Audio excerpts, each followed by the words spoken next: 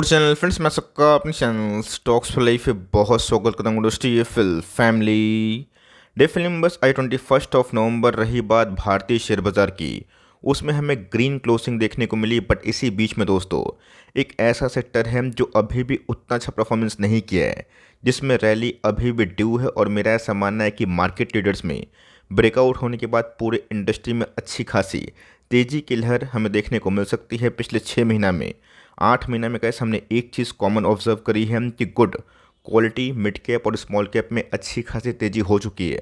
But इसका मतलब ये नहीं है कि तेज़ी आने वाले कल में डल हो सकती है। आपको देखना पड़ेगा कि अर्निंग का साइकिल अभी भी मिड कैप, स्मॉल कैप और गुड जो लार्ज कैप कंपनी है उनको सपोर्ट कर रहे हैं या फिर नहीं कर रहे हैं। तो इसी बीच में कैसे जेफरीज का एक बहुत ही बड़ा और गुड आर्टिकल्स हमें देखने को मिल रहा है, जिसके माध्यम से हम लोग ये सब समझ सकते हैं कि हमें स्टॉक सिलेक्टिव बनने की आवश्यकता है, जहाँ पे अभी भी अच्छी खासी रैली आ सकती है। चैनल फर्स्ट टाइम होंगे सब्सक्राइब कर सकते हैं इस तरह क्वालिटी कंटेंट को सबसे पहले एक्सेस करने के लिए। Now without dealing any for time, let's begin. अगर आप इस चैनल को रेगुलरली फॉलो करते हैं, आप सबको अच्छे से पता है कि बीच में मिड कैप और स्मॉल कैप की कंडीशन क्या थी। आज से गाइस मैं मार्च अप्रैल के बारे में डिस्कस कर रहा हूँ। उस समय मिड कैप स्मॉल कैप कुछ ज़्यादा ही गिर रहे थे। निफ्टी और सेंसेक्स में ऐसा कोई बड़ी गिरावट हमें दिखाई नहीं पड़ी थी। लेकिन दोस्तों अभी के टाइम आपको अच्छे से पता है कि भले ही निफ्टी 19,800 के लगभग पे ट्रेड करते हुए देखने को मिल रही है, प्लस माइनस 40 पॉइंट, लेकिन इसी बीच में आप सबको अच्छे से पता है कि पिछले कुछ समय से लार्ज कैप में उतने पैसे नहीं बने। मिड कैप और स्मॉल कैप ही अभी के टाइम में मार्केट का अट्रैक्शन बना हुआ है। और दोस्तों इसके पीछे ना एक बहुत ही इंपॉर्टेंट फिगर है, जहाँ पे दोस्तों 44% के आसपास प्रॉफिट सर्ज हमें बहुत सारी कंपनीज में देखने को मिली। आप सबको अच्छे से पता है कि मैंने कैसे हमेशा एक बात आपको सिखाने और समझाने की कोशिश की है। डजन मैटर कि बाजार का मूड और मिजाज शॉर्ट टर्म में क्या है, लॉन्ग टर्म में अर्निंग अगर अच्छे होते हैं तो इंडस्ट्री और ऑफकोर्स उस इंडेक्स की बात की जाए जिसमें अभी के टाइम लोग पैनिक कर रहे हैं ना, उससे पैसे बनते हैं। पिछले कुछ समय से कैसे मिड कैप और स्मॉल कैप में हमने एक चीज़ फोकस करी है कि उनके सेल्स ना बहुत तेज़ी से ग्रो नहीं हुए। टॉप लाइन की बात की जाए बहुत सारे मिड कैप और स्मॉल कैप के उतने मजबूत नहीं हैं जितने उनके शेयर प्राइस भागे हैं। लेकिन दोस्तों पीछे से रॉ मटेरियल के सस्ते प्राइस होने की वजह से कंपनीज के मार्जिन्स बढ़े हैं। और इसलिए कैसे 11% सेल्स ग्रोथ पे ही ना कंपनी ने 44% के आसपास जो इजाफा है प्रॉफिटेबिलिटी में उसको शो किया। मतलब 204 टाइम्स उनके टॉप लाइन से प्रॉफिट ग्रोथ होना ये इंडिकेट करवाता है कि कंपनी के मार्जिन्स मोर और लेस काफ़ी नॉर्मलाइज हो चुके हैं। यहाँ दोस्तों इनसे बहुत सारी कंपनीज को काफ़ी फ़ायदा हो सकता है। मतलब गाइस इनके अर्निंग्स की बात की जाए, सेल्स की बात की जाए, और बहुत ऐसे सेक्टर्स हैं आप सबको अच्छे से पता है कि पाइप एंड पीवीसी एक ऐसा सेक्टर है जिसको हमेशा से एवरग्रीन माना और जाना जाता है।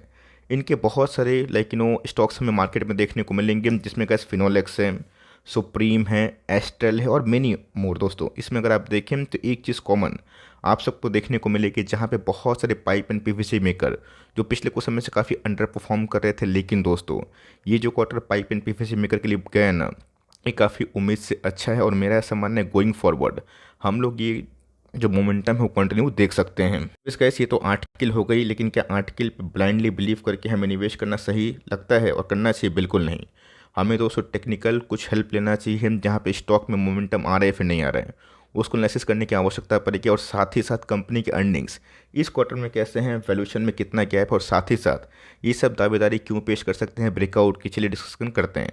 लेकिन इसी बीच में गाइस आज एक मार्केट लीडर कंपनी है जिसमें हमें 3% के आसपास उछाल देखने को मिल रही है। एक साल की बात की जाए तो एक साल में भी गाइस अच्छे पैसे बने। और इस कंपनी में पिछले एक साल में डिस्पाइट कि उतनी बड़ी मूवमेंट नहीं हुई, लेकिन ये सब कंपनी गाइस हमेशा एक बहुत ही स्लोली और स्टेडली वेल्थ मेकर मानी जाती है। पिछले कुछ समय से अगर आप देखें तो इस कंपनी ने अपने टॉप के आसपास ही कॉन्सोलिडेशन किए हैं, जो ये इंडिकेट करवाता है कि निचले लेवल से वायर एक्टिव है। और दोस्तों लास्ट 2 क्वार्टर से due to good margins company के नंबर्स काफ़ी अच्छे आ रहे हैं। इसके प्रोफाइल की बात की जाए तो 5 ईयर्स में गैस इस कंपनी ने अच्छे पैसे बनाए, डिस्पाइट की कंपनी 2 साल से चल ही नहीं है। अगर आप देखें तो 2 साल से कैसे रिटर्न प्रोफाइल नेगेटिव टॉप से टॉप वो दिखाई पड़ेंगे शायद। लेकिन दोस्तों अगर आप देखें तो पुराने निवेशक को अभी भी इस कंपनी ने 1 लाख की जगह 4.5 लाख 4 लाख में कन्वर्ट किया, डिस्पाइट इस कंपनी में इस पिछले कुछ समय से कोई बड़ी मूवमेंट नहीं है।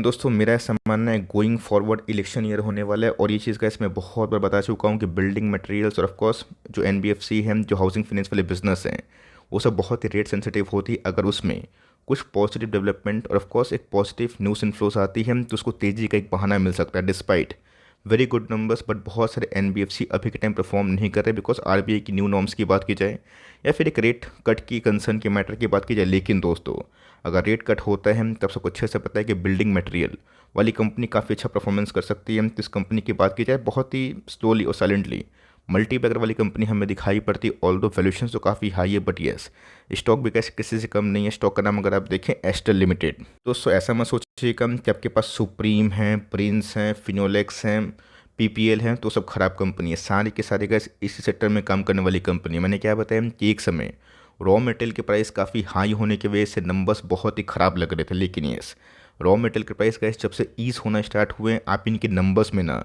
गजब का इंप्रूवमेंट देखे होंगे। तब कोर्स गैस एक हाफ सेंचुरी वाली कंपनी, मतलब 52,000 करोड़ से ऊपर की मार्केट कैप है, लाइफ टाइम हाई 2,000 के आसपास है, बस उसी के लगभग ट्रेड कर रहा है। 1,300 के आसपास का इनकी एक साल लो है।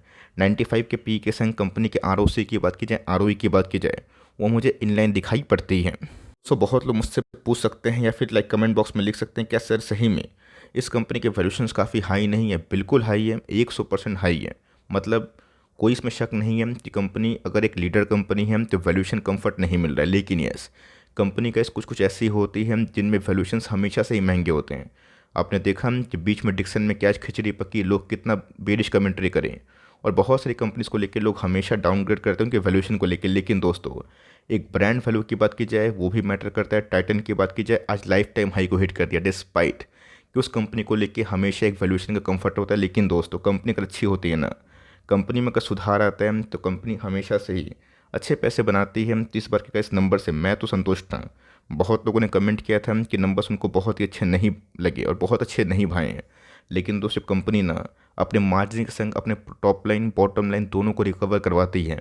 तो वो सब का इस कंपनी को जल्दीबाजी बेचना सही नहीं हो। तो ऑफकोर्स अगर आपने ख़राब टाइम में नहीं बेचा तो गुड टाइम के जैसे स्टार्टिंग में बस 10, 15, 20% के प्रॉफिट को लेकर निकलना लॉन्ग टर्म में सही बात नहीं मानी जाती। इस कंपनी की गैस एक खास बात होती है कि डिस्पाइट के मार्केट में क्या क्या लाइक ख़राब घटनाक्रम हुआ, जहाँ कंपनी के ऑफकोर्स मार्जिन्स ख़राब हुए, बहुत सारे प्रॉब्लम्स आए, लेकिन यस कंपनी गैस अपने टॉप लाइन को जो सेल्स है ना उसको गिरने नहीं दी।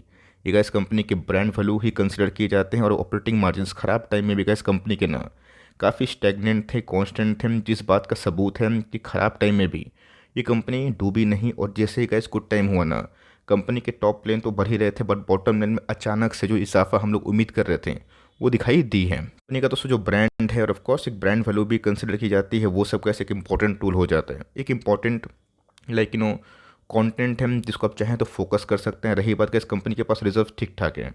बोरोइंग्स की बात की जाए 98 करोड़ के आसपास, जो गैस बहुत ही कम माना जाएगा। और दोस्तों थोड़ा सा फोकस करिएगा कि प्रोमोटर का स्टेक अनचेंज। अगर आप देखें प्रोमोटर्स ने गैस स्टेक में कोई भी चेंजेस नहीं किया पिछले कुछ क्वार्टर से। लेकिन यस एफआईएस का स्टेक दोस्तों जो पिछले कुछ समय से काफ़ी डल हुआ था ना, उसमें अचानक से वृद्धि आ चुकी है। मार्च के महीने में गैस एफआईएस की होल्डिंग 13.5% के आसपास थी। आज दोस्तों टाइम के संग एफआईएस की होल्डिंग में 5% से बढ़ोतरी हमें देखने को मिली। ऑल दो डीआईएस ने थोड़ा बहुत स्टेक को ट्रिम किया है, लेकिन पब्लिक होल्डिंग थोड़ी बहुत गिरते हुए देखने को मिल रही है। जैसे ही कैसे स्टॉक लाइफ टाइम हाई पे जाएगा फिर वही पब्लिक है जिसको चेस करेंगे, तो पब्लिक होल्डिंग घटना और एफआईएस होल्डिंग बढ़ना आप समझ सकते हैं कि बाजार का जो ट्रेंड है ना, या फिर बाजार के मन में क्या चल रहा है वो आपको चार्ट में समझ में आ जाएगा। दोस्तों पिछले कुछ समय से एक चीज़ ऑब्जर्व करने वाली बात है, ऑफकोर्स नवंबर का महीना अब जल्दी ही खत्म हो जाएगा, दिसंबर में प्रवेश करेंगे, और दिसंबर के बाद दोस्तों Q3 के नंबर्स हमें देखने को मिलेंगे। जनवरी से ही गैस हम लोग फिर से बिजी होने वाले हैं। लेकिन इसी बीच में अगर आप देखें तो नंबर्स के बाद स्टॉक गिरा था, 200 का मूविंग एवरेज के आसपास आया था।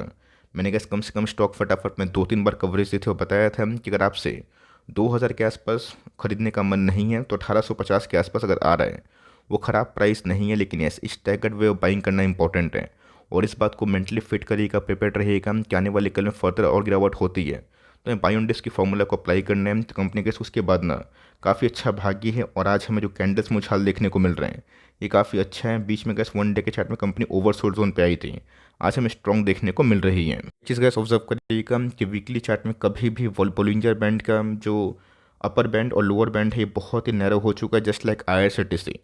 तो ऑफकोर्स गैस जो की कैटलिस्ट पॉइंट है कि मतलब कि इनके नंबर्स में सुधार आएगा या फिर नहीं आएगा, ये तो गैस पॉजिटिव जोन पे ही जा रहे हैं। बहुत सारी कंपनीज ने अच्छे नंबर्स पेश किए हैं, मार्जिन्स का प्रॉब्लम भी सॉल्व हो रहा है। तो ऑफकोर्स गैस बहुत बड़ा नेगेटिव न्यूज़ नहीं आया, और यही सब अगर न्यूज़ रहते हैं तो मेरा ऐसा मानना है कि आने वाले कुछ लाइक वीक के बाद, शायद एक आध वीक के बाद हमें एक ऊपर के जो मीडियन है ऑफ कोर्स अपर बैंड वो टूटता हुआ दिखाई पड़े और कंपनी अगर अपना प्रीवियस हाई को तोड़ के नया लाइफ टाइम हाई लगाती है तो कंपनी चलेगी और टिक सकती है। रही बात आर एस इंडेक्स की, तो वीकली चार्ट में गैस फेयर है, तो मेरे हिसाब से गैस कोई बहुत बड़ा ओवरसोल्ड जोन पर नहीं है। अगर आप इस कंपनी को होल्ड करते हैं तो ऑफकोर्स होल्ड करें।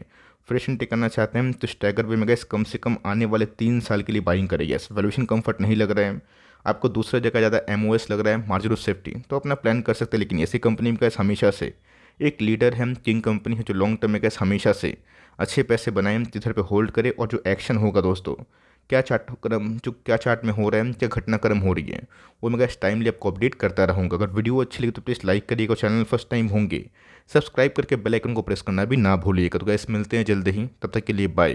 Thanks for listening friends, God bless you all.